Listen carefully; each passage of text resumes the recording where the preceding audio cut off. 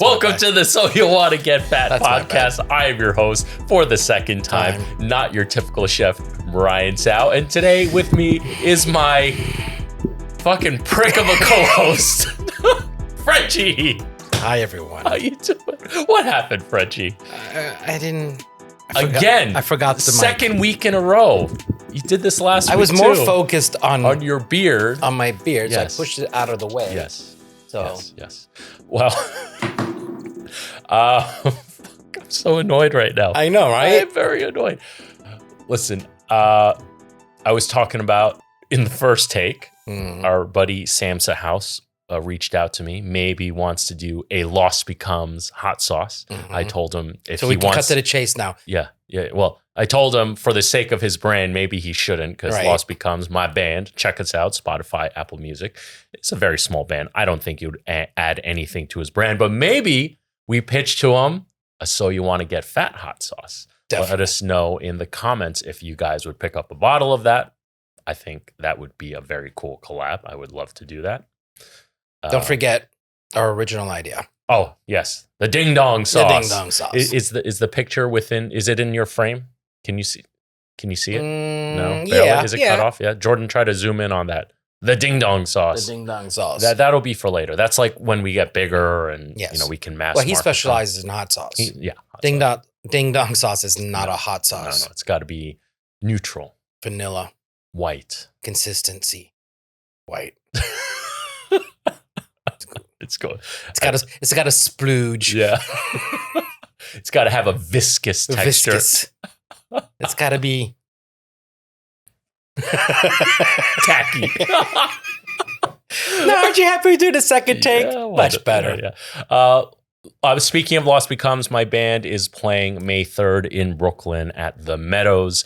Link in the description if you want to get tickets. Actually, no, go get those fucking tickets. You want to show me you love me? Get those tickets. And you know what else you should do? Le Rivage is still located at 340 West 46th Street. New York, 10036. Send me a postcard. Yes. Yeah. Oh shit, they're gonna send postcards. Yes, and probably postcards of peas. You know what?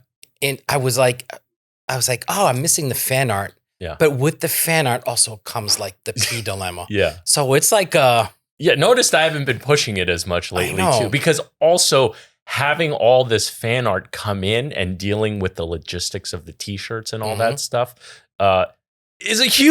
takes up a shit ton of my time. I was not expecting it to take up so much of my time. Is it that or constantly having to remind Blondie to do? By the way, she showed up at work today, and she showed up at work yesterday. What's this? Is this gonna be a habit? Why are you here? Why are you here? Oh mon dieu! Oh mon dieu! We had to cancel on Jacques Torres last week. So we had Jacques Torres scheduled last week to come onto the podcast. Mr. Chocolate himself. If you don't know who he is, look him up. He is also the co-host of Netflix's Nailed It, but legendary pastry chef he's in the world. Legend before he even became like... Even before he was Mr. Chocolate. Yeah. Yeah. And he was one of your first bosses ever outside of the family. He was my first chef outside the family. Yes. Yeah. My first chef outside the family. Yeah. But we have him rescheduled for next week. And he was my first pastry chef. Danielle was my first chef, but it was the same kitchen. Yeah. I just want to clarify that. I chuckled because the reason why I had to cancel on Jacques Torres is... You're defective. I had a fucking ear infection. Blood coming out of my ear. And I don't know where it came from. I have no clue. But strangely, you have a friend who has an ear infection. And then when I had to go to the ER... There were two people in front of you with ear infections. No, behind me. Oh, behind you? Yeah, they came in after so you were me. spreading it as you were walking I in. guess. Oh! Yeah. You've been patient zero many times. Yeah, I've been getting... Well, I always get sick a lot. Brian, middle name, COVID, Tao.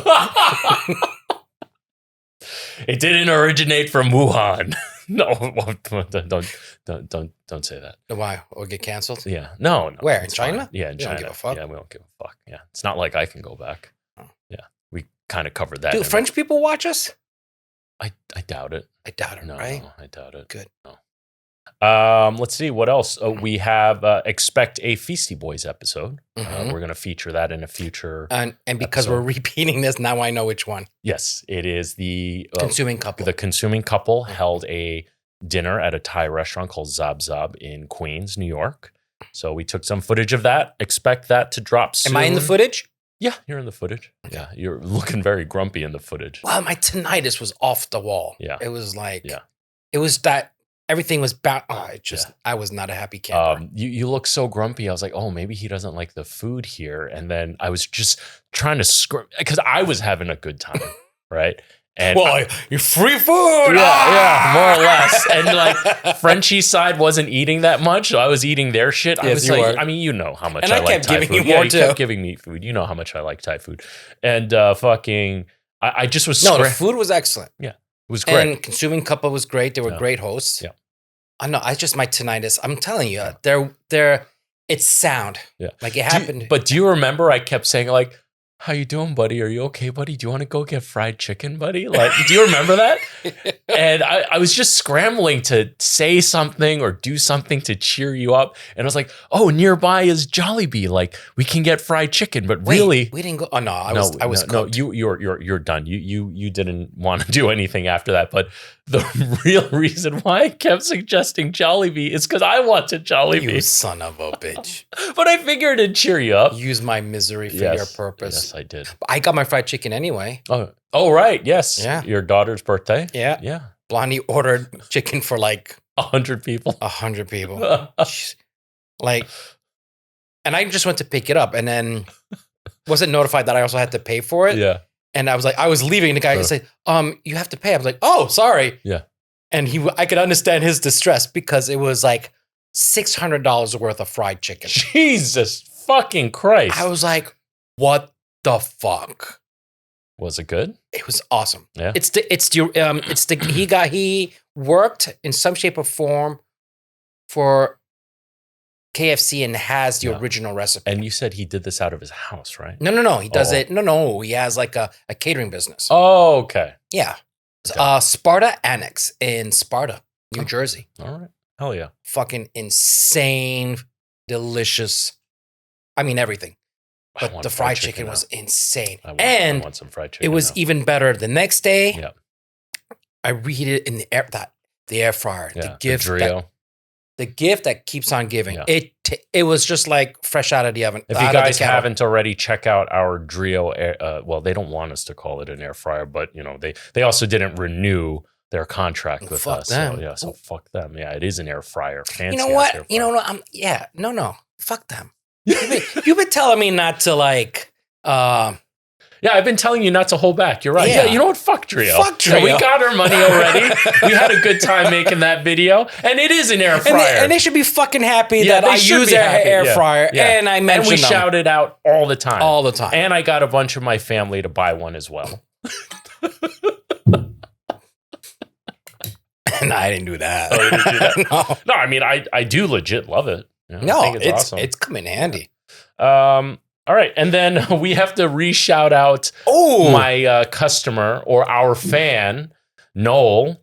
Yeah. He became a customer of Mission Sandwich, started ordering catering, and he got sick and tired of watching us drink Deliriums out of the bottle. So he got us a couple glasses. Very nice. Thank you. I am not drinking today because I'm like pretty much recovered from this ear infection. Every party has a pooper. That's why we invited you. Party pooper. Party pooper. Give me that fucking glass. Yeah, that is a fuck you glass. It's like a tease. Big fucking tease. All right, let's get straight to the meat and potatoes of today's episode. I'm so excited. This is something I wanted to react to on the main channel, but it is a long video. However, it is worth the payoff. Is it in our... It is in our wheelhouse. Okay. And this is also a video that people have mentioned here and there in the comments. It's not a cooking video per se, but it is food adjacent. It covers the world of ghost kitchens. And remember, by now, the episode with Stephen Toberoff would have come out. And we touched upon ghost kitchens a little bit. And this video really covers the fucking A to Z. Are you ready, buddy? I am. All right. Headphones on. Headphones on. As the 2020s have progressed, mustache apps like Uber Eats, Postmates, Grubhub, and DoorDash have exploded in popularity. And if you use these apps frequently, you've probably had an experience just like me since COVID started. You're not in the mood for anything particular that night, so you scroll through restaurant after restaurant looking for something that'll catch your eye. And one restaurant finally does. But not because it's what you're in the mood for. It's because something about this restaurant feels off. The app says it's 0.1 miles away, but you don't recall ever passing this store or seeing its storefront. And the pictures on the app don't look like a local restaurant near you. They almost look like stock photos. Even the restaurant name doesn't seem like a local family restaurant. It feels like something that would be on a neon sign in a white millennials taco restaurant. Something like Taco Bout It, or Love Tacos, or You're Tacoing Me Crazy. Now, some people might already be aware, as I was, of what these restaurants are. But when I decided to make a video on it, the rabbit hole kept sinking deeper and deeper. So today, I want you to follow me down this rabbit hole of food and restaurants. But I must warn you, it's sticky. So bring a baby wipe or some hand sanitizer or stand next to the sink and keep washing your hands. Ding dong sauce commercial. And he's got to bring that porn mustache. Hell yeah. Would you like some ding dong sauce? How you liking it so far? I like it. Yeah. I mean, that's some serious fucking mustache. That is an awesome mustache. That's a brawny man mustache. Yeah, that is a brawny man. That is. That's Marlboro man mustache. That's Marlboro man. Yeah, that is. Yeah. I'm jealous. I can't grow facial hair like that. I can, but that's... No, not that level. Well, his is wide. I was just about to say, so funny. I have a very small space. Yeah. He's got like an inch. Oh, what does his face look like if he shaved? I know. He's got like a huge space. Yeah. Mine is like, first of all, I have no upper lip. Mm-hmm. Shit. I shouldn't have pointed that out. Yeah. And you do have thin lips. The better to kiss you. I got full lips. Act normal. Oh, you do. Yeah. You do have big ass lips. I have big ass lips. Yeah. Comes from my dad, and actually comes from my grandfather. He's well, I don't know why this would mean anything, but he's part Filipino. So if you look at his photo, he's got big ass lips. He's got bigger lips than me. So I guess it downsized through the generations. Oh, moving on. Sidetrack. Yeah. What? Would you be impressed with me that I recognize Mr. Beast? Wow. I am impressed actually.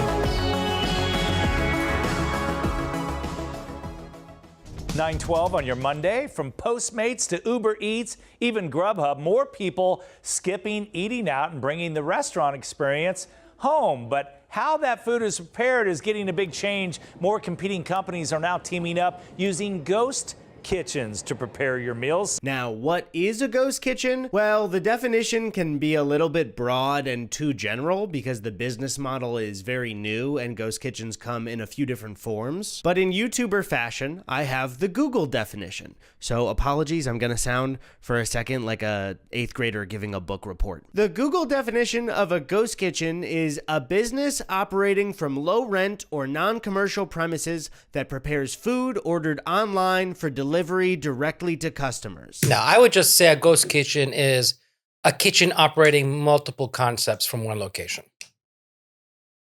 Yeah, that expands upon it for sure. But there's some truth in this. Generally, a ghost kitchen, or at least the original concept, I think, was to be in a low rent, non-commercial place where you can operate multiple concepts. But since it has evolved, because an existing restaurant can have a ghost kitchen in it, for example. Yeah, but non-commercial is illegal. True. Yes, you're right. You are right about that. But also doesn't sound like anything specific to me or give me a clear picture of what their business is. However, as I've been researching this video, I've boiled down ghost kitchens coming in mainly 3 different forms. Some take place in something called a virtual restaurant kitchen. Jordan, make sure you leave that in. It's the hot sauce still working its way. Others make their food in mobile trailers, and some are in existing restaurants. But I want to start with virtual restaurant kitchens. So a virtual restaurant is a restaurant that exclusively sells through delivery apps. The actual building it's made in is a virtual restaurant kitchen that How inviting. Have you ever been to any of these places? No. I've been to a couple of them. And every single one, it looks dead inside. It does, yeah. It looks soulless, and that's how they all feel. So it's not like I've been to a ton of them. I would say maybe 5 of them in total. Most of them here in New York. Every single one I went to, none of them were ever busy. Now that I think about it, none of them were busy. This looks like a dry cleaner. The one I went to when I stayed in San Francisco recently, I actually bought some sushi from one of these ghost kitchens, and it was actually excellent. It was really, really good. I bought this gigantic sushi platter for lunch. That one was actually pretty busy. There was consistently people like DoorDash drivers and stuff like that picking up stuff. But here in New York, I barely, it was always dead as shit. No. Someone was trying to get me involved in ghost kitchens. I'm glad I passed. that houses many virtual restaurants. Look at and that. nothing showcases one of these places better than this TikTok I found from a guy named Clayton who is delivering for Uber Eats. So this is what is called a ghost kitchen. It is a select set of restaurants that are featured. The food's cooked here. As an Uber Eats driver, That looks like a dead soul too. You select your restaurant. Mine was supposed to be Drunken Dumpling, and then my order was Omar here. And what's crazy is, then for right now, I'm waiting. So he's There's your checking order in. board. Checking in, and we'll keep And watching. then once that's ready, one of these lockers will unlock. No and the fucking food will way. Be ready. And those things exist here? Yeah. In the city? Yep. I kind of want to go. I kind of want to go look at one. Not all of them are this sophisticated. The Right. ones in San Francisco, not the ones. The one Well, I it went looks to like in that San building Francisco was was built just like purposely this. for that. Yeah. Over here, you would have to adapt to an existing building. Yes. Unless you're like, because you have to be proximity to where you're delivering, right? We talked about how the people who made the most money on ghost kitchen concepts were the ones that selling were the ghost selling con- the the ghost concept. kitchens. Yeah, to get the money to build it out like this. And this will become our future. I mean, it's already our present, but this will become like all food. Great. What was the movie Yay, future where technology. Stallone Now, there are definitely cases. Demolition Man. Doesn't it feel like that? Where every restaurant Was is a Taco Bell. Hey, that's what I get from this. Yeah. Does give that vibe. Of one person owning a virtual restaurant kitchen, but these places are mainly owned by tech startups. So there is a chance that a pizza place that you get delivery food from and a Chinese food place that you also get delivery food from are not two separate restaurants, but one kitchen owned by the same company. But I started to wonder how common these places actually were. Could I find one near my neighborhood? And I did. I won't be showing the address, but I sat down at my computer to look at delivery apps until I found a specific address that had multiple restaurants in it. And if you look here, as I started to go through just Uber Eats as an app, I started to find that this address had a lot of restaurants in it. If I were to ask you what you thought a lot of restaurants running out of one kitchen would be. Okay. This is my favorite part of the video. Okay. Get ready. Okay. It kind of depends on how familiar you are with ghost kitchens and virtual restaurants. Wait. Ask me. What? I would say 4 or 5. How much? Keep watching. So you might be thinking, I don't know, 2 is a lot of restaurants. Potentially 4. Could it be like 5 or 6? So I counted the individual restaurants on Uber Eats that came up for this specific address. And I found 10 restaurants running out of the same kitchen. Does that sound like a lot of kitchens to you? Because if it doesn't, I lied. There are 20 restaurants running out of this one location. And if you're thinking to yourself, that's not that many, I lied again. There are 30 restaurants. That was a good delivery. Such a good delivery. That was a good delivery. So this guy's a comedian and who makes YouTube videos. Okay, now the mustache is explained. Yeah. But he does a lot of really interesting videos. He did one video where he went to every single Jimmy Buffett Margaritaville in America. How many are there? A fucking shit ton. Is that possible? He did it. And it's such a good video. Oh, man.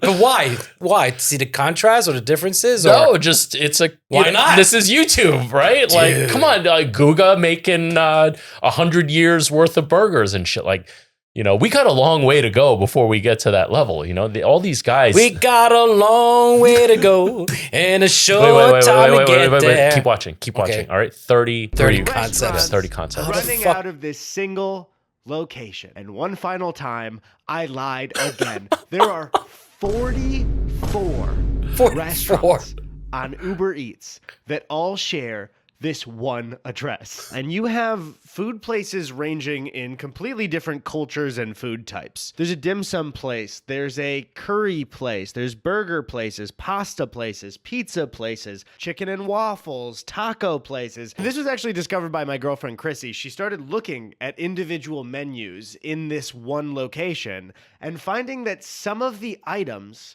looked really similar. So I picked a random item. You see how that works? Yeah. Now, if Le Ravage opened a ghost kitchen concept here, I could easily see something like a burger concept being done. I think that would make a lot of sense. You're known for a very famous burger. And I could easily make traditional burgers. And you can easily make it.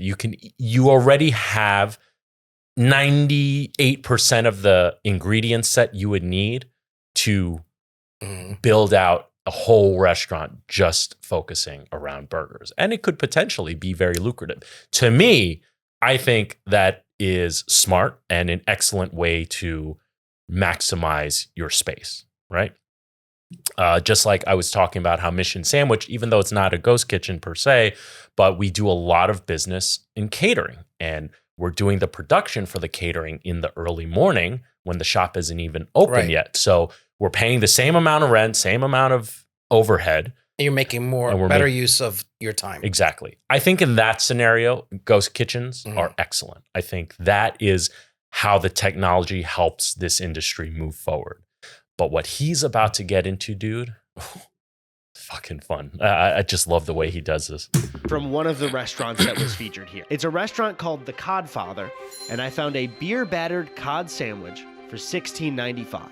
And right here it says in the description, it is a beer-battered North Atlantic cod, slaw, red and white cabbage, lemon herb aioli, and a brioche bun. So I looked at another obvious choice at the same address, at Sunset Beach Fish and Chips. Jeez, $16.95 for a fried cod sandwich delivery.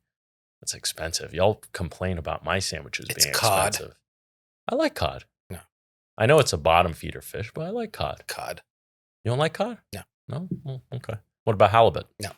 No? So you don't like any bottom feeder type of fish? I like monkfish.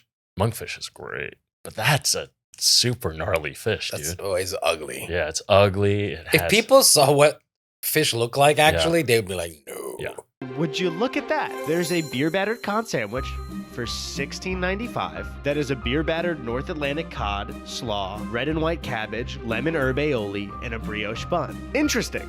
Two separate restaurants on Uber Eats, appearing to be completely separate businesses, selling the same item with the same description for the same price. So I looked at another place that had a beer-battered cod for $16.95. At the burger place. And I looked at another place, and another place, and another place, until I had filled up my cart with 9 identical beer-battered cod sandwiches. And I'm going to go with Chrissy to pick it up at the same exact location. That's right, we're gonna drive to one kitchen to pick up the same sandwich from 9 separate restaurants. By the way, the sandwich is $16.95 for just the sandwich. So I'm about to pay, what's that times 9? I'm gonna do it in a calculator. Do 10 times minus 1. Off the top of my head. I could have done it now, but I need to find my phone. All right, so if I just do the quick math on here before fees are involved, I will be paying just $152.55 No taxes? to potentially Where is he? try the same Los Angeles. What's the taxes on it? I don't know. But sandwich 9 times. So Chrissy and I started the drive. It took about, 20 minutes to get there. Oh my God, that was beautiful. When we pulled up to the restaurant, it had the name Chibo. What confused me is that when you look it up, Chibo is a local restaurant in LA. It's been open since 2002, I believe. But when you look on Google Street View, the storefront used to say virtual dining concepts, which... So they used the geography of an existing restaurant and rebuilt the building? No. This is a completely separate, different location. What he's saying is this ghost kitchen is called Chibo's, but before it was called Chibo's, it was labeled as virtual dining concepts. Okay. So virtual dining concepts is one of the biggest in the game for ghost kitchens, which recently they've been laying off people and downsizing, by the way. People catching. Yeah. I mean, I have another whiff of the. Yeah. They know exactly what's going on. That it's pretty much a bunch of horseshit. And it's going to get covered in another clip we're going to watch from CNBC, how a big problem with ghost kitchens is no brand recognition. Excuse me. There's no brand recognition. Yeah. They're just banking on you going on your app and they want to cover all the bases. They want to grab all your options. They are casting the widest net possible and basically spamming your app, right? Because most people are not going to care where it's from, supposedly. If it's getting delivered. Right, if it's getting delivered. There's no ambiance to care about. There's no service to care about. It's just they want the food now. In some cases, if you saw where it came from, you be like, oh shit. Which is one of the startups in the ghost kitchen industry. Now, to be honest, as we walked up, I was a little bit nervous because I don't think one of their regular employees. How come California didn't look like that when we went? Somebody has. Say that again? How come California didn't look like that when we went? Yeah, for real. I know. It was so I didn't see any. Gross. I didn't see the color blue the whole time we were there. Yeah. Oh, it's like that today in New York, though. No. I've been all sleepy. But this is our happy place. Yes, this is our happy place. Our man cave. Our man cave. Love our man cave. Ordered from 9 different restaurants with the same item. The order kind of makes it obvious what I'm doing. So I walked up to him and said, "Hi, we're picking up for like 9 orders under Eddy." And the guy was like, "Oh yeah, no problem. Do you want me to put it all in one bag? Is that okay?" So we waited for a little bit. Here's us waving, just in case we're saying hello to you, specifically watching. We're waving to you. And then finally, we got the order. So I gotta get home. Oh. It seemed so casual. They did not care that we ordered from 9 different places and it was the exact same one. Yeah. They don't give a shit. We drove back, they don't give a bags shit. in hand, left bag hanging lower than the right bag. So even the paper, there's no. So all the wrapping doesn't give you a hint of which restaurant it is. Keep watching. Keep watching. When we got back and I started to unpack them, I noticed that all of the packaging was the exact same. All right, so let's start with No just identity. 2 of them. Exactly. I got the rest of the packages right here. He gets into it a little later about branding with ghost kitchens. It's pretty fascinating. Let's keep watching. But they also weren't labeled, so I have no idea which 2 restaurants these are from. This could be The Codfather. This could be Sunset Beach. This could even be Burger Bitch. First one is in this wrapping. Here's the, I mean, it looks good. It looks good. This looks like a good fish sandwich. I mean, it looks like a I good mean, that is a too. huge fucking sandwich. Yeah, that's a lot of cod. That's a lot of cod, a lot of breading. Well, all right. Different fish sandwiches from 2 different restaurants. Legally, I do not want to say that these are the same sandwich, so I won't do that. Why? I think that covers me. The bun feels cheap for $16. Oh yeah. Yeah, it's dry. It's good. I now know what this fish sandwich tastes like. I love fish sandwiches. Legally, I don't want to say that this is the exact same sandwich, but my taste buds are saying this is the exact same sandwich. Then we decided to take every single sandwich out to show them all at once. What we are looking at here are 9 sandwiches from 9 restaurants that all claim to be different businesses when you look at them. And I decided for science, I was going to take a bite of every single fish sandwich and give a thumbs up so now you if can't it even tasted similar to the last one. Can't even give away the food now.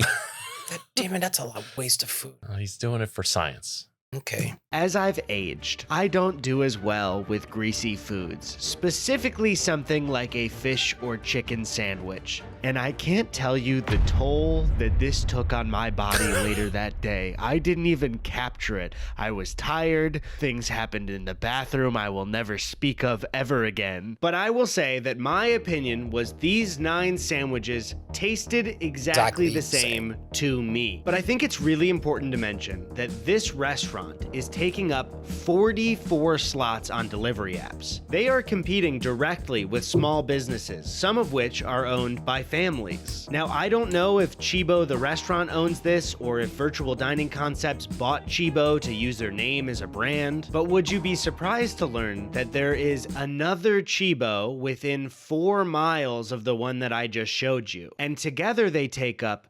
77 restaurant slots on Uber Eats. See that dilemma? That's the problem. That's a big So problem. how does that affect you and I? Well, now this video came out a year ago, and since then a lot has changed. Uber Eats and all these apps have definitely cracked down on it. It gets covered in a clip we watch later. So that problem has largely been resolved, but there's still a dilemma with ghost kitchens in general as a business model. And it comes down to the hype around it to raise capital and pay someone's salary. And there's nothing wrong with that. That's part of business. You have to hype something up. You want to maximize the amount of investment you get. But at the end of the day, ghost kitchens are just not working out the way everyone intended it to. So whether or not Chibo is its own new company or just a front for Virtual Dining Concepts, I want to take a second to talk about VDC. Virtual Dining Concepts, or VDC, is a major ghost kitchen. Sounds like a venereal disease. Website, they have man, did you get the VDC too? You have Mr. Beast Burger, which we will talk about later. You have Phase Subs, which finally answers the question, can my sandwiches just be made by gamers? But as I was reading the brands, something caught my eye. NASCAR Refuel. So I clicked on it and it opened up NASCAR Refuel Wings, and you could go right to their website. So clearly, NASCAR. All right, buddy. What are you thinking about this video so far? It's just like I think these ghost chickens the risk here is re-educating people in the wrong direction. Yes. Of the quality of food. Now, we can step out of this video here. This covers the majority of it. However, this next part for the next 10 minutes of this video. Another 10 minutes? Of this video covers another dilemma with ghost kitchens and how they get people with a lot of influence, big influencers involved in this, and how that affects the general public. Oh, God. Do you want to get into this? Do you want to go into this rabbit hole? It's too late. We're going to go into the rabbit hole. NASCAR Refuel is a NASCAR-themed ghost kitchen that sells primarily bone-in wings. Now, if you go to the full menu, you can see that they offer 5 flavors. We've got barbecue, we've got honey garlic, we've got sweet chili, Cajun, and buffalo. Yeah, that's everywhere, all across the country. I mean, that is basically all the flavors you find at Restaurant Depot. Exactly. No knock at Restaurant Depot. I shop at Restaurant Depot. Just get at Restaurant Depot. Yeah, just get at Restaurant Depot. Restaurant Depot should do this. Yeah. They should do a ghost kitchen. Yeah, they should do a ghost kitchen. They have the commercial facility. They have everything. Yes. Shit. Do we just give it? They should. They should. And they could call it the Restaurant Depot. They just call it Restaurant Depot. Yeah. At least it's fucking honest. Yeah, true. It'll probably be cheap. It'll be cheap. A bargain. Yeah. Right? Oh.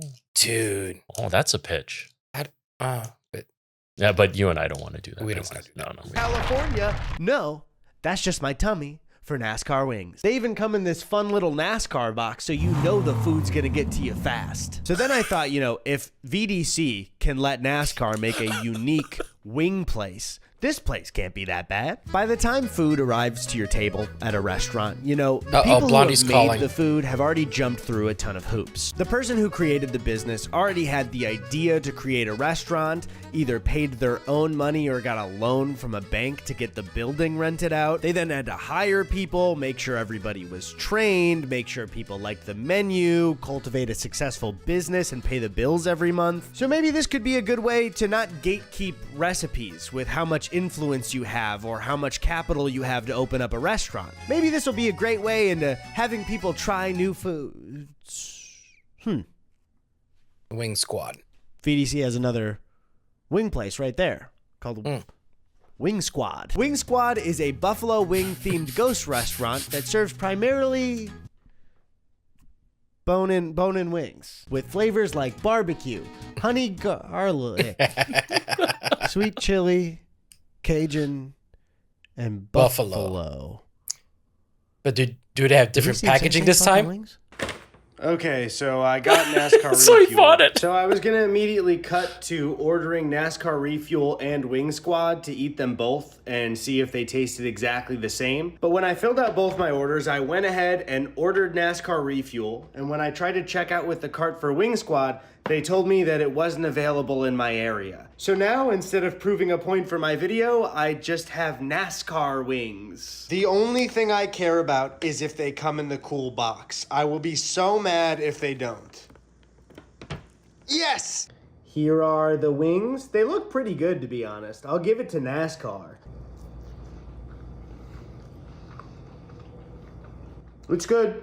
It's good. I never said the Ghost Kitchen food is bad. It's good. True, right? Ghost Kitchen food isn't necessarily bad. No. It's just... It's repetitive. It's repetitive. And soulless. Yeah, soulless, right? People, unless they just want sustenance, if the only thing they're looking for is sustenance, fine. But generally, when people spend their hard-earned money to get food from the outside, they want some type of experience. They want the full package that comes along with dining out, which is why I feel ultimately a ghost kitchen concept can add to an existing business, but I don't think it has longevity as just a virtual restaurant. Unless you're in the middle of nowhere. Right. Then it could possibly crush, right? Right. Where you have very limited options. Yeah, that's true. There you That's go. true. But then what happens to the small mom and pop business? Kill them. Destroy them. And Burn the building there's another down. dilemma. He covers it in this video, but we probably won't go in that far into it. How big chain restaurants like Applebee's and Chili's started getting into the ghost kitchen game, particularly during COVID. And they did the same thing. They spammed the shit out of all these apps, having wing concepts and burger concepts, but all coming out of a Chili's. Right. And people should know if they're getting Chili's food. I think they know. You can tell right think away, you can right? tell. Yeah. I scared the neighbor's dog. But I want to get back to VDC's website because they seem to be the leading brand in working with content creators and celebrities to create ghost franchises. Hi, I'm Robert Earl, a fellow restaurateur and the founder of Virtual Dining Concepts. A ghost franchise is when one of these companies utilizes virtual restaurants and ghost kitchens around the country to instantly start up a national brand. So you pretty much snap your fingers and you have a fast food company across the whole country. These brands offer you an A to Z solution. All you have to do is choose the brands, the great celebrities that are going to become your market. Oh, with you. fuck And take a look at me. how these What's on your mind? Sellouts. Yes. Well, I mean, listen, I have nothing against someone getting their bag. I have no problem with that. but it's misrepresentation. It's soulless. It's soulless again. Yeah. So let's keep watching because I have tried one of these. It's reverse brands. engineering too. It's like the brand existed before the food. Right. That makes it awful. franchises start, we can look at the page on their website that advertises to creators that want to work with them. So this business model is advertised as a new way to connect with fans. Oh my God, I didn't know it was for the fans. So step one is to create. So that dude who started Virtual Dining Concepts, he's clearly just pitching to very influential people to use their clout to sell their food. That's ultimately what it is. At the end of the day, it is a business, but you are right. As far as food goes, it is a completely soulless business. This is getting depressing. your vision. They give you a more intimate and experimental way to connect with your followers. Finally, I can get intimate with Mr. Beast by shoving a Beast Burger or Carl's Deluxe down my gullet. Just absolutely gargling. Wait, Beast Carl's style Deluxe? Was fries. that copyright infringement? No? Why? Isn't Carl's Jr. No, Carl Select? Carl is I think a popular guy on Mr. Beast's channel. I don't follow Mr. Beast, okay. but yeah. Then you work with them to create a menu. I would assume it's more so like, hey, you want to sell pizza? Do you want to sell pepperoni or sausage? Then they say to market the brand, to use your social following and platform to connect with your puzzle fans pieces beyond that you're merchandise. forcing together, that you're putting together. Right. And the way that they're able... Again, no soul. It's a Frankenstein monster. Yeah, it is a Frankenstein monster. It's utilizing a lot of pieces that exist already, connecting them, but there is very little oversight on each element because the way they're able to get all these restaurants open across the country is they're working out of existing restaurants. How the fuck are you going to oversee every single one of those locations? There's just no way. What about a supply chain? The burger bun you get on the East Coast is not going to be the same as the West Coast. That's what makes McDonald's and Burger King and all these fast food giants so appealing, is their consistency across the board. You know exactly what you're getting, right? Yeah. But these influencers who get into this business, they don't know jack shit about the restaurant trade. And do they even care? And I had an experience with Mr. Beast Burger. We'll get into that. Let's keep watching them. Use the food in your content. See, guys, it's about connecting to fans. This is not a soulless way to cash in on your fans by selling them food that you didn't create, okay? It's not about making money. So let's see step 4.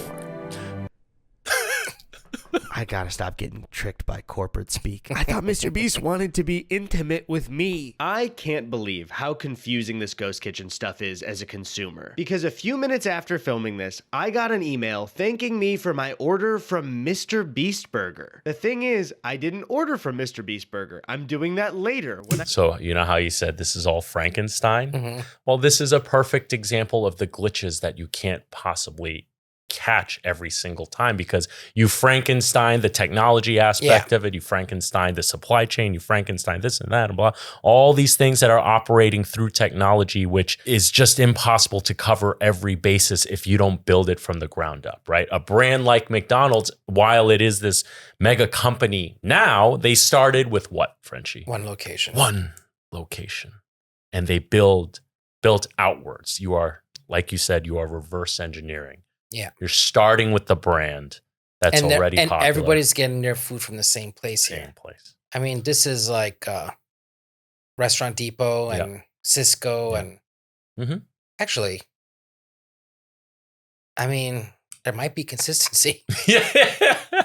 When I talk about Mr. Beast Burger. So I looked at the address in the email, and it happens to be the exact same address from where I got my NASCAR refuel wings. So they just thanked me for ordering from a completely different restaurant. And when I looked up the address, it just gave me Universal City Walk, which is the big mall outside of Universal Studios Hollywood. It didn't even match up with one of the restaurants there. It just looked like a vague point on one of the buildings. Did you see that beautiful landscape? And it's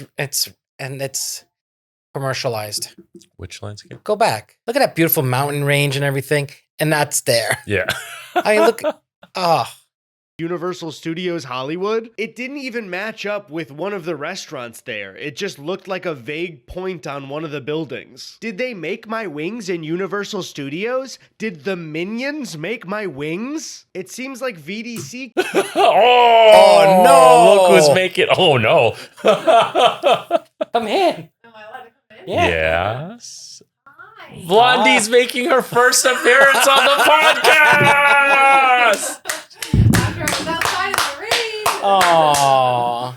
Oh, is that why you called? Yeah. Oh, because you were outside in the I was rain? outside in the rain trying to find you. Well, we're shooting a podcast. Can't even keep track of their own virtual restaurants. But if you're a content creator or a celebrity that thought it would be a cool idea to open up your own fast food brand that doesn't inherently make you the devil, I mentioned 3 types of ghost kitchens. You know what? Surprise, surprise. All those celebrities. Now these restaurants. That's not a surprise. Like seeing those faces, that's the same soulless characters I would associate with this. True. You know what I mean? Yeah. Like that's who would do that. Right. There's anybody who is smart probably would say like, what? Why? Like, why? You know, no, that's a cat. They would say to themselves, no, that's a cash grab. I won't do that. Yeah. Except for Mr. Beast. Except, oh, yeah, Mr. Beast. He's beyond that. He's suing or sued Virtual Dining Concepts. Right. All right. So he's about to get into the segment. This is the last segment I want to cover for this Eddy Burback video. Shout out to Eddy Burback. Check out the original video. Not that he needs our help, but he's about to get into how ghost kitchens work in existing restaurants. But when my YouTube channel first started, it was reacting to fast food. And Mr. Beast Burger had just come out. So I got some Mr. Beast Burger and I reacted to it. And it was horrendous. Horrendous. Fucking terrible. Some of the worst fast food I've ever had in my life. I got a chicken sandwich, which was literally just frozen chicken tenders, reheated. I had the Beast Burger, which was just kind of there. And I posted about it on Twitter and I got a response. Obviously not from Mr. Beast himself, but whoever's managing his channel. And they apologized and said they would give me a discount, but I was not the only one. Everybody was on board. Shit tons of people shitting on it, complaining, getting raw burgers or just bad food in general. And when Mr. Beast got into the ghost kitchen space, it was during COVID. His intention was to help restaurants try to get some more business utilizing his name, because Mr. Beast doesn't need. But it wasn't a restaurant. It was a ghost kitchen. He did open a restaurant in the Mall of America in Jersey, and Guga was there, actually. But after that launched, then he did this ghost kitchen and opened a shit ton of locations overnight.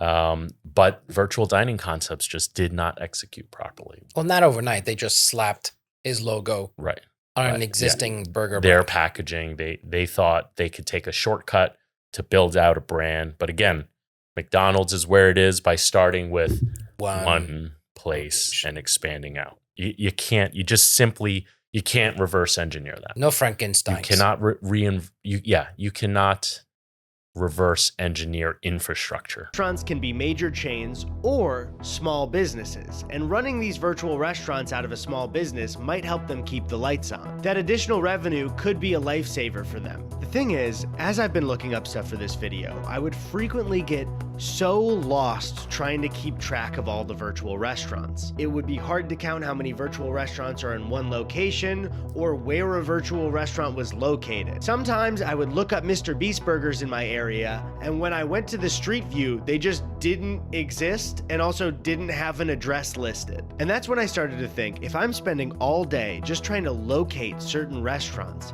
how the hell are they doing health inspections for these places? You did not tell me about this. And that's when I stumbled on an article called Do You Know? I know.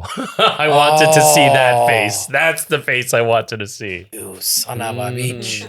Where Your Chicken Wings Come From by the Boston Globe. The article centers around the challenges that ghost kitchens have added to health inspection agencies in Massachusetts. Frequently, it seems that health inspectors in Massachusetts will find out during the health inspection that they're running multiple restaurants out of the same kitchen. Lexington's health director Joanne Bellinger even said, "It's like smoke and mirrors or a shell game. We licensed this particular restaurant, but on the side, they're running 6 or 7 other things." And they're constantly getting surprised by this because the article states, no one knows how many such operations are running in Massachusetts or nationwide, as there is no central entity that tracks them. And when health departments can't track where food is coming from, it makes it near impossible to track where a foodborne illness starts. Some defenders of virtual kitchens might say, well, if you have a kitchen that passed a health inspection, what's the harm in adding a virtual kitchen? You already passed. But what if your new virtual restaurant menu adds an allergen that your original menu didn't have? You now need to be inspected again to make sure you're not cross-contaminating and feeding somebody something they're allergic to. And not only is the FDA struggling nationwide to keep up with this technology, in spring of 2022... I call bullshit on the health department. They don't care about safety. They're just not getting 7 times the amount of revenue. They're not getting paid the revenue. They're not getting 7 times the licenses applied for. Yeah.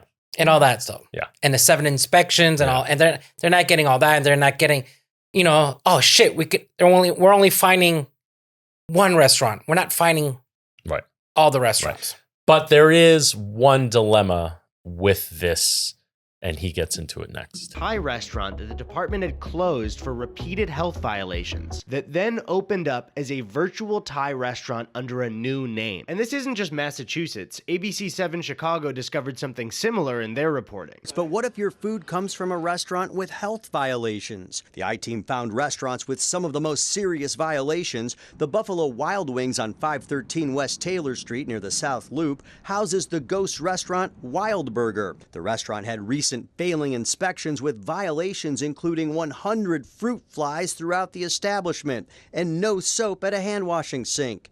In follow-up reports, the restaurant fixed violations and passed inspection. It's really just a snowball with ghost kitchens because this problem also opens up a new problem, which is major restaurant brands pretending to be smaller businesses on delivery apps to get more business from you. Next on our list of fake-ass restaurants, you can tell. Look at the graphics. It's obvious. Super Megadilla and Thrilled Cheese, those are both IHOP. Both of these have the same address and it's IHOP. I want to know is how the fuck am I supposed to eat that as a fucking quesadilla when it's a full-blown... Yeah, I mean, look at that tender.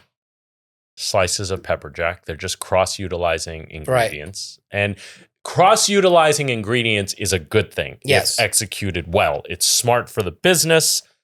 But when you're cross-utilizing and making bullshit, it just... It's probably one Is of that like a lime or a pepper? Oh, that's avocado.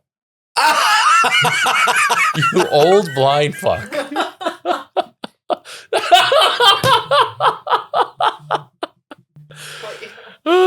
For you. All right, let's keep watching. I love you.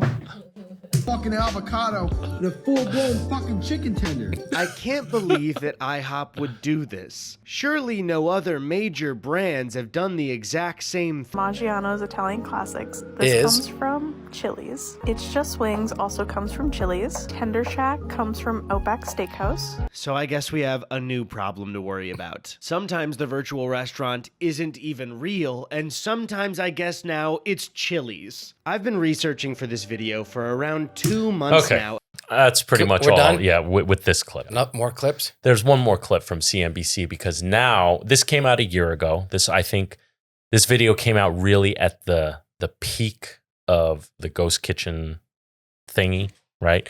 But it's since taken a huge downturn. Meaning? Well, CNBC covers it. Ooh, nation. The food delivery business is booming, and it shows no signs of slowing down. That is true. Food delivery has gone up exponentially. Well, people are not leaving their houses, are lazy. More people are working from home for sure. Technology has helped. Majority of people have smartphones. This sucks for me. There is easy access. Yeah, the landscape is changing. And along with technology, centralized places to congregate, like areas, right? You would go to the West Village for one kind of scene. You would come to Hell's Kitchen for one kind of scene. I feel these scenes have since fragmented a little bit because it's not. They don't hang out. They don't go to bars. They don't even drink. They just like everybody's a pothead. I think. But people now seek out experiences via social media. So it's not dependent on a hip location these days, right? For example, I found this tortilla factory out in bumfuck Brooklyn that is dope as fuck, and I found it through social media. It's a factory that has a restaurant attached to it, and it's amazing. But I would have never found it unless it was for social media. You know, more and more places like that are starting to happen. Bodegas, the Aki guy who makes all those crazy sandwiches out of his bodega, same thing. Like it's out in the middle of fucking nowhere, but it became this huge success thanks to social media. People are not. Well, you like that because you built mission on that. Yeah, well, it definitely worked in my favor, but I still built my place in a popular area. There's still merit to being in a popular area. Well, foot traffic, location. Mm-hmm.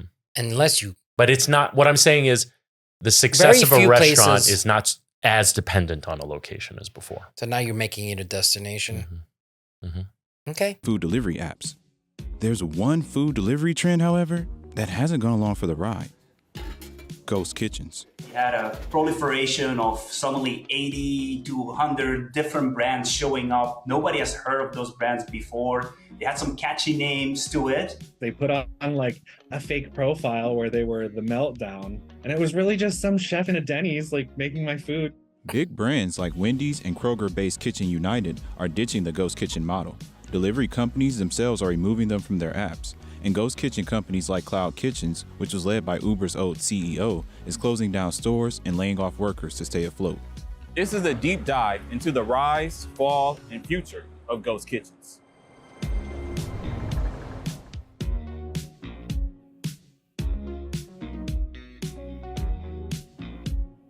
Can you imagine being the guy who spearheaded the ghost kitchen concept, and then a video like this comes out? The rise and fall and future of ghost kitchens. Actually, making it happen. Right. But again, it's not so far off than going to the mall and then everything's there in one room. Mm-hmm. I mean, listen, someone raising capital based on hype is nothing new.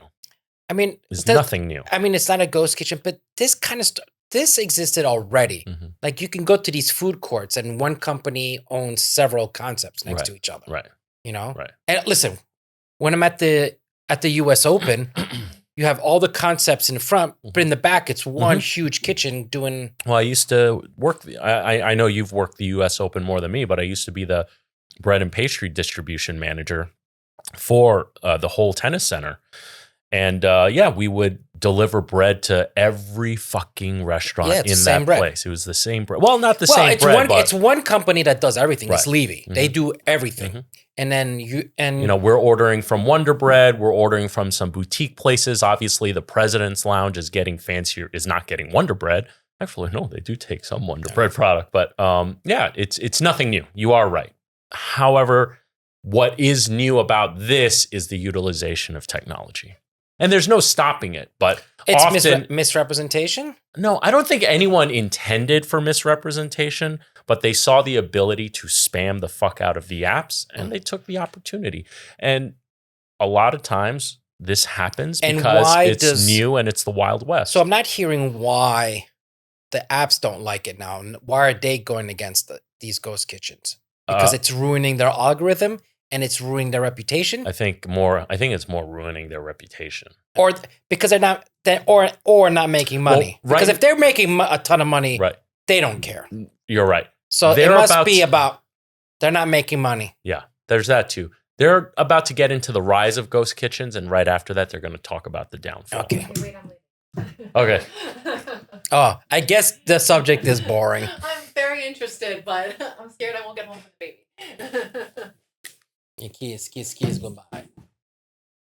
Ugh, gross. Bye, my second husband. Bye. The COVID-19 pandemic caused big changes in American dining habits. Closed restaurants and kitchens sent hungry diners to delivery apps. Restaurants without delivery options closed shop, and their chefs turned to ghost kitchens as a new way to make money. They paid a little bit of rent and they were up and running. And so that all together really contributed to significant growth and appeal for ghost kitchens. The alternatives were really a food truck or... That is true.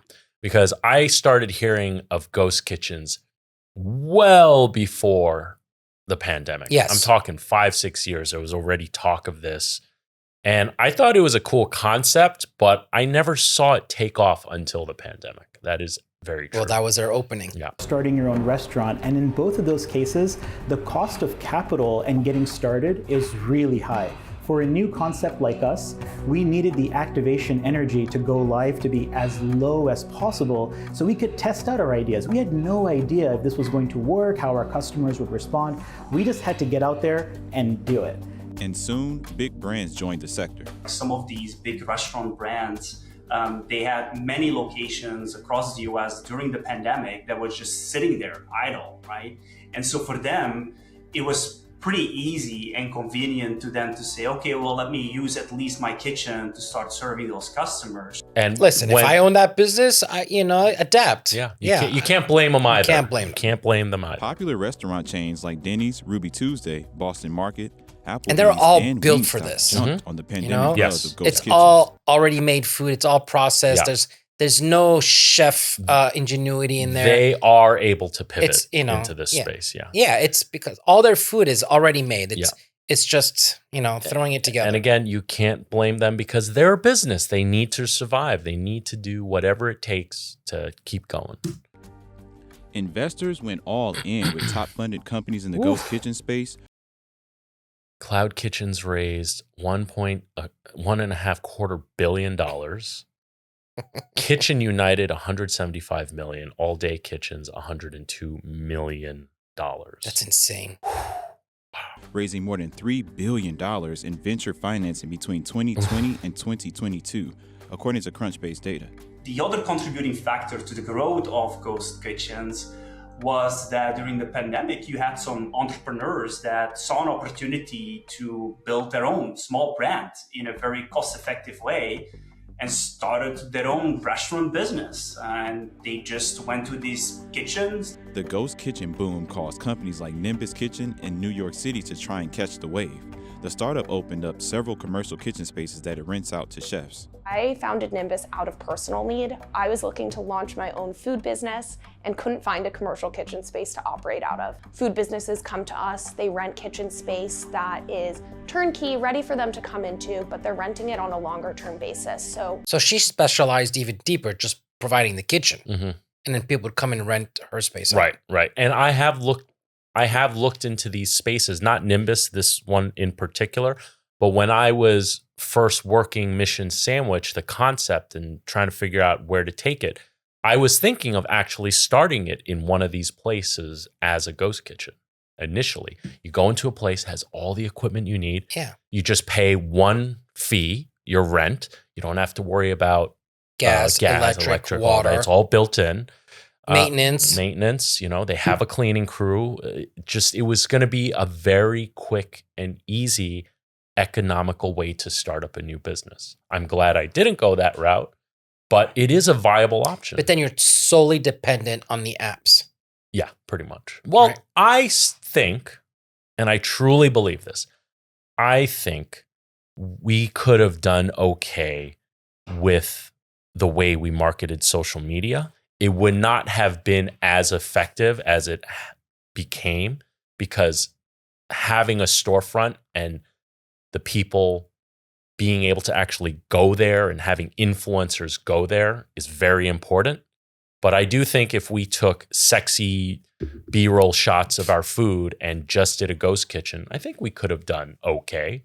Wouldn't make any significant amount of money. Not that I'm making that right now, but Our typical rental starts at a 6-month term and goes up to multi-year contracts. So we take care of utility payments, grease trap cleaning, pest control, all of the maintenance that goes into running a kitchen.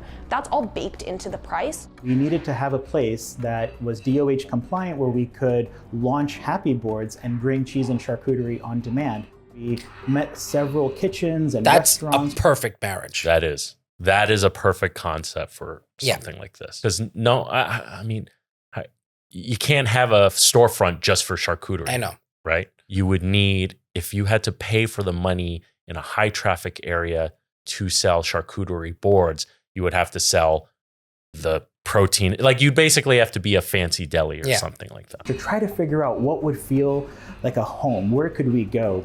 And with Nimbus, we toured their locations and found the community, the vibe, the infrastructure ready to go plug and play. We were able to launch happy boards in under 30 days. In 2021, commercial real estate company CBRE That's very impressive. forecasted that ghost kitchens would account for 21% of the U.S. restaurant industry by 2025. Food analysts estimated that the ghost kitchen industry would reach a market size of $1 trillion by 2030. Well, those were the There was an projections. expectation from the investor community that this trend that started really picked up during the pandemic was going to continue after the pandemic. What? Nothing. What? You'll know soon enough. Okay. But what we really saw is that these ghost kitchens became less. Fortunately, I have my mint over Consumers here. just went back to their old habits.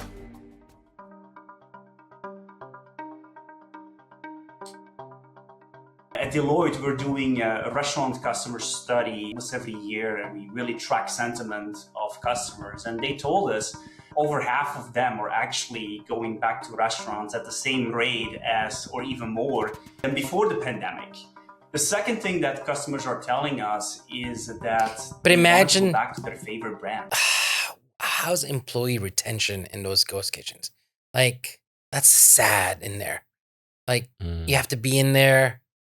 I mean, it takes a certain type of employee because there's no the socializing, the back and forth with the front of the house. There's no excitement. It's just very stale. You're very right. stale, very stale repetitious. It's, yeah. I don't know. But that is a type of food, though. It is a type of food, but also some people may find that enticing for them, especially those who just want to do the work, go in and work and get the fuck out, you know. But you are right. That is a good point. I didn't think about that. But those are not the people that make good food. Yeah. No passionless, dead soul food. Go to Chili's. Not an obscure virtual brand that came out of nowhere. Third factor that really played into the decline of ghost kitchens is a bit more recent, the price inflation that we've experienced over the last few years. The reality is delivery is not cheap, not for the restaurant owner, but also for the consumer. Which is what I don't understand. So why we're all agreeing to paying so much more money, and to losing money. Yeah. Why? Because we're lazy. Because we don't want to go out. We don't want to prepare food. We want to do convenience. Yeah. Oh my God. But there are a lot of people who simply don't know how to cook. And then you pair that with being lazy. You know, someone's making money out of that. You know? And it's $1 trillion business. Yep. Yep. That's a lot. That's most. Yeah. My shop, you know, our profit margin is somewhere between 5 to 10%, closer to 5. You have a big majority of our business is the apps. The app itself takes 5%, right? So boom. Profit margin is gone. The delivery service, if we were to get the delivery done by the app, it would be a 20% commission. So you're already losing. You know, so we subsidize that with a delivery fee. It doesn't cover our delivery fee. Our delivery fee is, let's just say, somewhere in the $5 to $10 range. We charge a $2.99 subsidy on the app. Now, it still benefits us to be on these apps because it pays down our overhead. Majority of the money we make is in-store sales, and it works out. Truthfully, if I'm going to be brutally honest, the prices of our sandwiches would be lower if we didn't utilize any of these apps. But we just simply do not have enough walk-in business to sustain our rent and our overhead based on that price point if we were solely reliant on walk-in business. This is a depressing podcast. Well, next week we have Mr. Chocolate. Jock Torres, episode coming soon. Many customers complained about the clandestine nature of some of the ghost kitchens, which didn't have real addresses or would even be someone's home address. At the end of the day, these were just like virtual kitchens, and that really made it very difficult for customers to really know where their food is coming from. No fucking idea. Which brand is truly behind this. And I think that's where, rightfully so, some of the third-party delivery apps went in and said, hey, we gotta need to clean this up a little bit. Transparency is key. I think it's really disconcerting as a consumer to find out that your food was cooked in a church basement or in a semi-industrial warehousing district. Wait, what's wrong with a church basement? basement? Really seen the light of day, and something that a lot of these churches are some of the biggest and busiest restaurants, actually, because they serve so many. You know, like what's the church around here that does St. Luke's? Yeah, technically they're the busiest restaurant on the block, and they crush it, right? And they crush it. Like it's good food, consistent. Yeah, it's not great food, right? But Right. It's nourishing quality food. Out here at Nimbus is increasing transparency between the operators that are cooking in our kitchens and the end consumer. We've done that in a number of ways. I don't trust her. We are in ground floor spaces. She's skinny. With floor to ceiling windows. I don't want people walking by on the sidewalk. I don't want anyone like that talking about food and. She's very Food Network. Yeah. Very cookie cutter. No, I don't like her. Yeah. I was talking with a friend of how to grow the podcast. He's like, try to get Food Network involved. And yeah, that's not happening. No. They don't like us. They don't like us. They won't like us either. We have to convince something. Yeah. Come to our side. But you have nothing to offer. I know, but come to the dark side. Come to the dark side. This is the There's fun only side. 2 Sith. Tons of Jedi. Yeah. There's only 2 Sith. Only 2. Yes. Whoa. A master and an apprentice. Oh. But the apprentice always ends up killing the master. You're not there yet. Can literally look into the kitchens and see their food being prepared. So really making sure that the consumer knows where their food is coming from. A second key part of increasing transparency is our community-facing front of house spaces. We have show kitchens and event spaces where consumers can come in, they can order from the businesses that are cooking in the back of house, they can eat the food on site, and they can interact with their brands through event programming. Delivery apps purged. Interact with, I see the intention, but it is kind of horseshit. It's possible, but nobody wants to. Yeah, no one wants. But she said, just because it's possible doesn't mean you want to. Yeah. However, she said through organized events, so it's not like you can just walk in and eat there like a restaurant. I call bullshit. Thousands of these problematic ghost kitchens from their systems and added stricter regulation to businesses in the sector, requiring menus that differed from the parent company, photos of unique food items, and a higher customer review average. Closures and expansion cancellations rocked the industry. Uber co-founder Travis Kalanick's ghost kitchen startup Cloud Kitchens, which raised more than $850 million in 2022, announced job cuts, mass closures, and restaurant deals fell through for the company. The last 2 years saw even more closures across the industry as the oversaturated market saw a hollowing out. Mr. Beast is suing his ghost kitchen's partner over inedible Mr. Beast burgers. Good for him. Yeah. And the popular pandemic darling began suffering a quiet death. And they need to surrender to him because he's got bank. He can make their life miserable. I don't really think that many of the larger brands are going to keep investing in ghost kitchens. The fuck are they eating? What is that? It's all over the place. You got dumplings. You got egg rolls. You got like samosas. Is that samosas? That? No, it looks like something wrapped with nori. Like that's nori. Ghetto-ass sushi. I mean, that's. I mean, you got breadsticks. That's is that breadsticks or egg rolls? I don't know. Who fucking knows? Wait, it's staged. Wait a second. Wait, that is so staged. They're just holding that. Did you see that? I caught. Yeah, I saw that too. Wait. Oh, they're moving. Yeah. No. Look, just holding it there. Okay, guys, we're filming. Don't I'm move. not saying that ghost kitchens are going to disappear at all, because I think there is still a use case. For smaller brands, there is absolutely still an efficiency play there. It's easier to share a kitchen, and a lot of these ghost kitchens are close to customers. So especially in areas where you have a lot of customers, where maybe you as a brand don't have the real estate, the footprint, many restaurants already, there's still a use case there for ghost kitchens. So I don't think that they will disappear. Despite the downturn in branded ghost kitchens, Nimbus Kitchen is finding momentum. They're still making money. On events and catering, not just delivery, what the company calls co-cooking spaces. We have 4 locations across New York City, and in that portfolio have 40 rentable kitchen units and 4 rentable event spaces. We're intentionally a very flexible product, so food businesses can come to Nimbus and cook for a few hours or a few years and everything in between.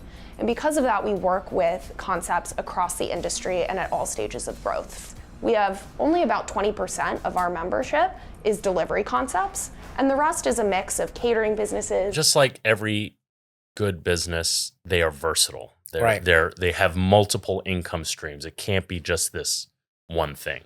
100%. I'm surprised that she said only 20% is delivery. But that, to me, is smart. That's what it should be. They shouldn't be overly reliant on these delivery concepts. So don't be judging all skinny people, Frenchie. I do. I even judge Blondie. I hate that she'll pound for pound will eat with me, and she's like looks like that, and I look like me.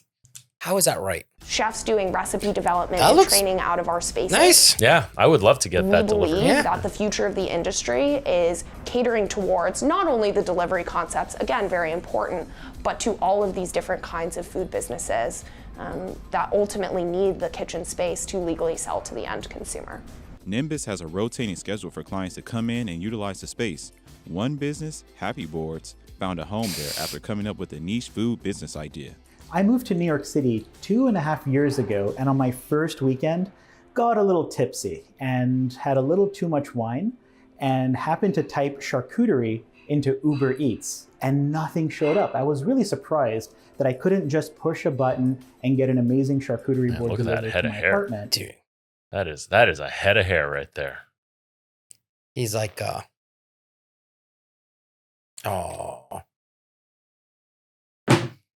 I don't know who told me, but they said, tell Brian to keep his hat on. Who said that? I don't know. I don't remember. and now you got the band across your forehead. You have to take your hat off before the show. And that just started this flywheel of thinking about what it would be like to have something like this available in New York City. So I found an amazing chef, my co-founder, Chef Nelson, and we decided to launch and try an experiment to bring this to New York City. Although co-cooking spaces That's a great offer less concept. costly It is. alternatives Very compared to good a restaurant, concept. Very the good operating concept. costs aren't cheap. I ain't hating on Fees can that. amount for food delivery business. And it's only assembly. It's no secret. There's no Only cooking assembly, involved. No cooking involved. It's But just if assembly. they wanted to start cooking They things, could. then it would be very cost effective for them. Yeah. All they have is refrigeration. Yeah. They have need for nothing And else. this is a concept that's perfect for a delivery only thing. Yeah, that's very smart. And this is a concept that if they decided to open a storefront would be great because they can expand their line, right? They're going to need to stock What's like other the bird products. bath concept? Well, they can have it. They can do most of the work there, and then have a storefront where the boxes are all ready to go, Right. and you can pick and choose them, Right. and you could have a little bit of it happening Right. in the store. If I was them, I would have a little deli counter with all the stuff, have stuff cut And you can fresh. do some of it. You Yeah, know? you can do some of it. You can sell sandwiches out of there. You know, you can also sell shelf-stable product, jars of honey, preserves, cookies. Well, I would have all of the products they use in abundance, Mhm. and then Mhm. Yep, 100%, because they're already stocking that product, Exactly. right? I'm pretty sure they have like tiny little jars of honey or something in each board. So and go to yeah, the so same distributor, basically get the build large your board. Yeah. I'm sure that exists. But a problem with something that's because that's a relatively easily replicated concept. If it does well, you will find A lot of competition, competition. very fast. Very fast. Right. Because the point of entry is pretty low. Yeah. And all you do is to do a little extra step to make it better. Yeah. Or you get a chef on board who, Mhm. has a name. Yeah. And, Hey, people out there, I would love to do some charcuterie boards, if you know what I mean. I'll bring in some ding dong sauce. Fresh every day. Fresh every day. Ugh. The marketplace fees. Now, the headline number is anywhere from 15% to upwards of 30%, Yeah. depending on how much marketing support you take from these platforms. Now, it's also equally important to have our own direct channels. So we're really excited that This guy's really nearly smart. half of our orders every week I don't know if he has a come in from restaurant background, but happywords.com direct, where we don't pay any marketplace fees. No, because he hired a chef. Mm. If you had any hospitality, you don't need a chef for this concept. Right. Pandemic, it is clear that the impact. But of still, ghost I want to get kitchens hired. is overestimated. We see that today with the decline in ghost kitchens. But we're also seeing that in where restaurant brands are investing. There is absolutely still the shift going on from physical to digital, meaning these days as customers, we want to have the options. It's less about ghost kitchens now. It is more about expansion of drive-through lanes, for instance, or shrinking decline the dining room and creating of more American space in the physical food. restaurant for This pick is up what it line. is. Yeah. It's what it is. Yeah. I'm sorry. It's the utilization of this technology is more aimed at paying less wages. Yeah. but also to cancel out one of the hardest things to deal with in this industry, variability that comes from people. You know, people suck. People do suck.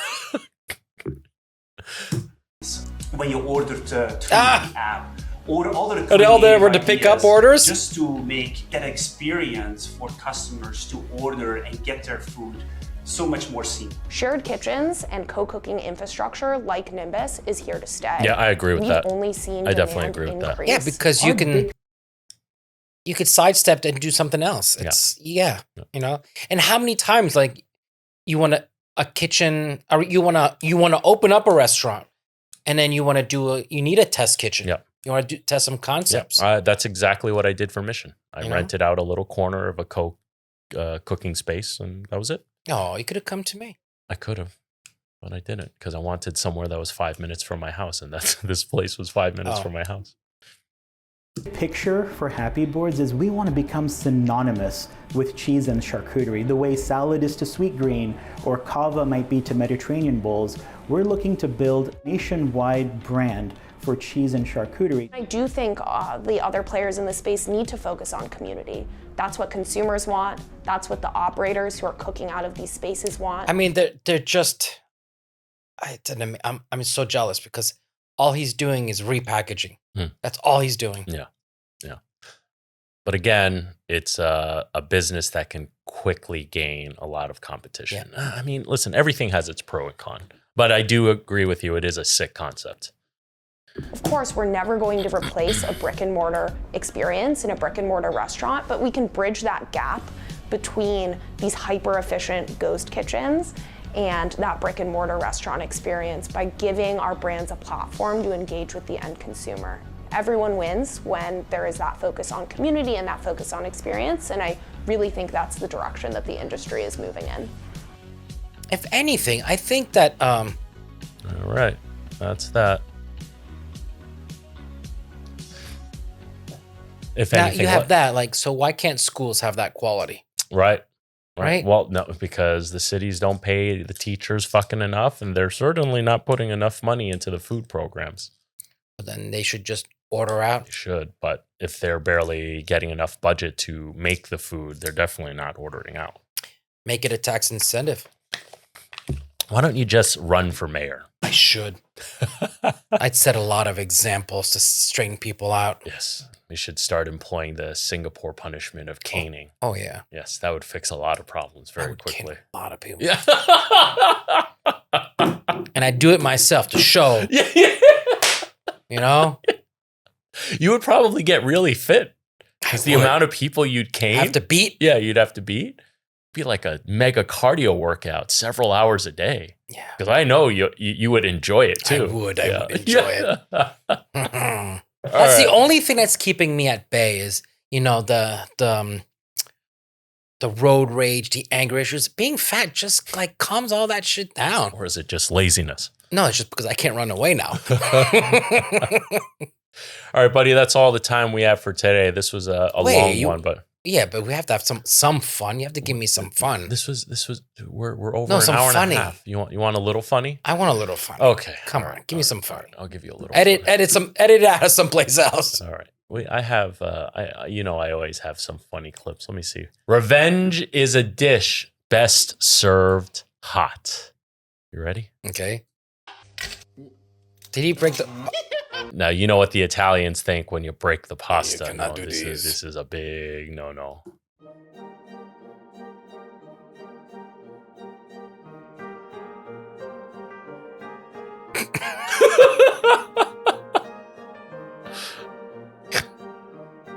It's their deadpan. I love their deadpan.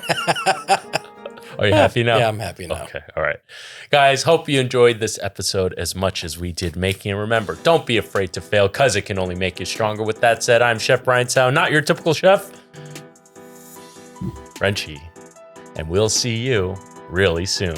Bye. Bye.